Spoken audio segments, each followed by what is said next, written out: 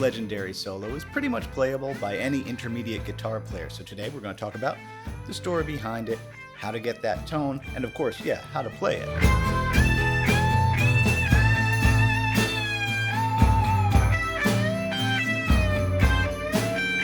Hey, I'm Eric Haugen. Check the description box below for tabs and backing tracks on my website, information about exactly what sound tools I'm using today, live streams, and more on Patreon, and my deep dive courses. It's all on my website. All right, let's put things in context here. This song was recorded in September of 1968 for the White Album, so this was not a particularly happy time for the Beatles. They had just come back from India. They were not getting along. John and Paul were super duper disillusioned with Transcendental Meditation and pretty dismissive of George's songs. I think, by the way, you can see evidence of that if you watch the Peter Jackson documentary when George brings I Me Mine to the band and Lennon is just like waltzing around the studio. That's a pretty dismissive kind of thing to do to someone when they brought a song to the band. But that was kind of the energy of the Beatles. Like, George was the little brother. And so I get it.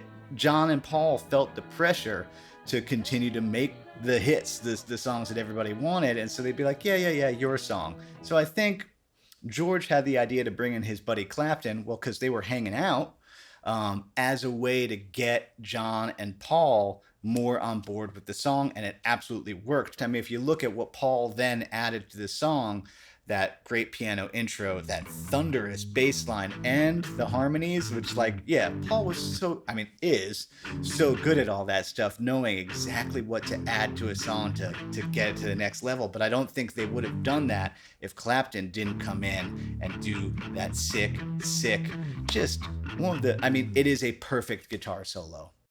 Tone-wise, the internet seems to agree that Clapton was using the 1957 Lucy Les Paul that he gave to Harrison, bridge position it sounds like, for that song. They called it Lucy because it was refinished wine red. I don't know what the original color was, but I think, again, I sleuthed around a little bit. The story goes it was originally owned by Rick Derringer, and he was the one who took it to the Kalamazoo factory and had it refinished. Then he sold it to a store, and Clapton happened to go into that store, and that's how Clapton got his hands on it before he gave it to Harrison. Then, though, it was at the studio, and Harrison was like, dude, I got Les Paul. You can just use it for this track.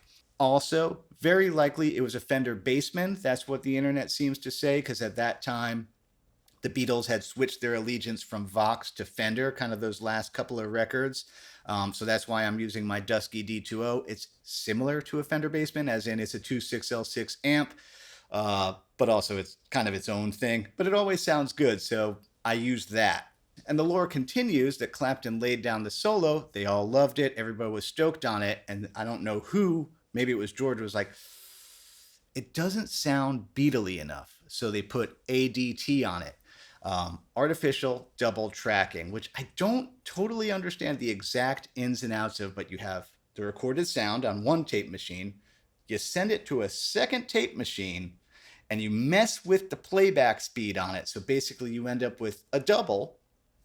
What I don't understand is exactly where it gets fed back into. My brain is like, well, is there a third tape machine that then catches both the signals, or does it go back to the first one on a separate track? Someone can let me know in the comments. I spent some time poking around being like, but how though? However, I have the Waves plugin that does that, so that's what you're hearing. I also have a Strymon Deco, so we'll do a shootout at the end of the video to see which sounds more Beatlesy. I think the Waves is going to sound more Beatlesy because generally plugins, in a digital audio workstation they can do things that a stomp box can't do. However, for those of us playing live, the Strymon Deco might be the right answer, and I love that pedal anyway. Now let's get to the actual playing. The scale is A minor pentatonic, but the cool diagonal version.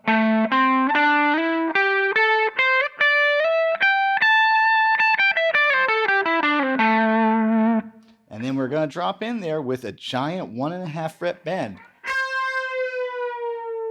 So, I've talked about this in a video called Phrasing, but you want a good death grip on the guitar, because we are going to use our fingers for some of the other stuff in this, but mostly bends is a death grip, and it's actually going to be a rotation from the wrist, up and back.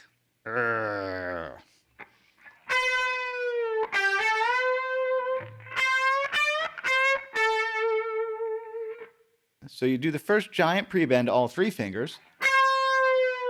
Now I switch because of what's coming next,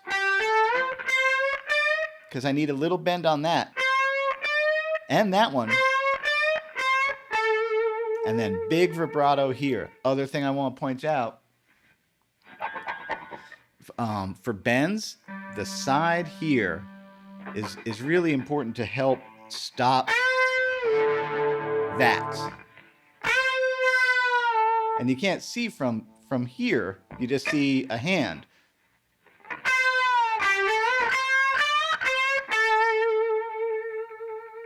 Cool. And then we have 2 of these. Let it fall. That's so cool. Yeah, and that's like, that's got to be because he was hanging out with Harrison and knew it was a Harrison song. Because Clapton doesn't usually do a bend from the root all the way up to the flat third. Slowly letting it fall. And so it does that twice. Third time, again, I'm going to change my fingers because there's a 15 on the B string. Now, you don't have to, which I think is actually what he does. I hear that little stop between them, but I don't know. Either way is fine. And by the way, if this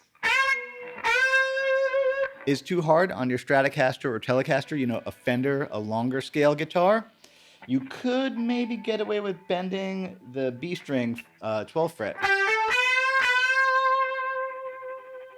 Kind of. Not quite the same vibe to have that, but, you know, same note.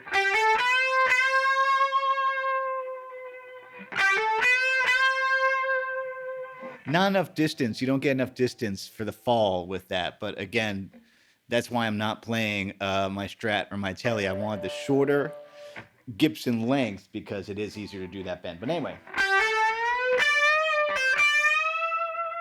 And then, so there's that lick. Okay, one more time.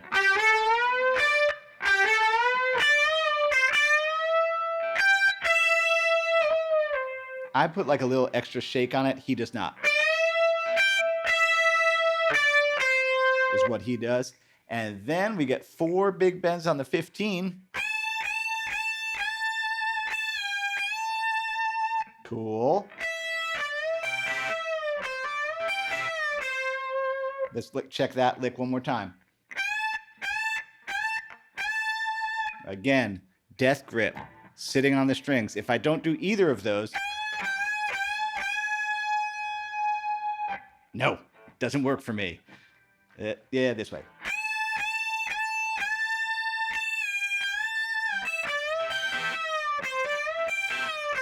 Slow it down.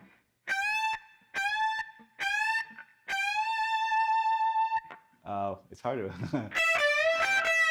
Oh, yeah.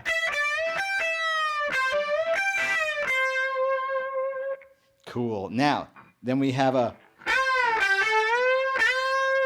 few more of those, but they don't last a long time. They're short.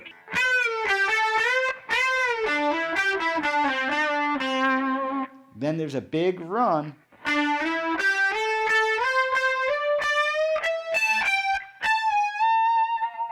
Let's break that into pieces.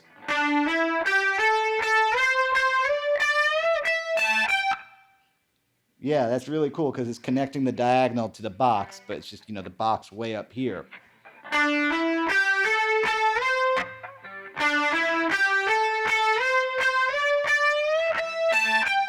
Big bend. Pre-bend too. Sick. Here's Clapton's isolated guitar.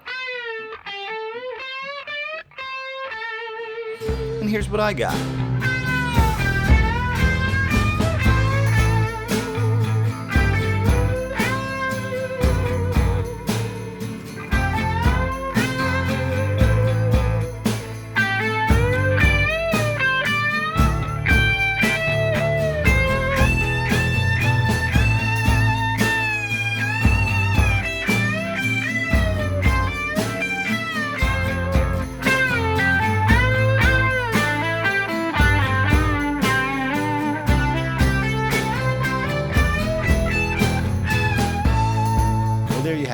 this video was interesting and helpful for you. If you enjoyed it, please like, subscribe, and share. It costs you nothing, and it helps me out a lot when people do that. One more time, how my business works. Patreon is where there's every backing track I've ever made, live Q&A seminars and more. I update it every week, and I also make comprehensive deep dive courses. You can check it all out on my website. As Bill and Ted would say, be excellent to each other. That includes yourself. Good luck with your Sunday scaries. See you next week.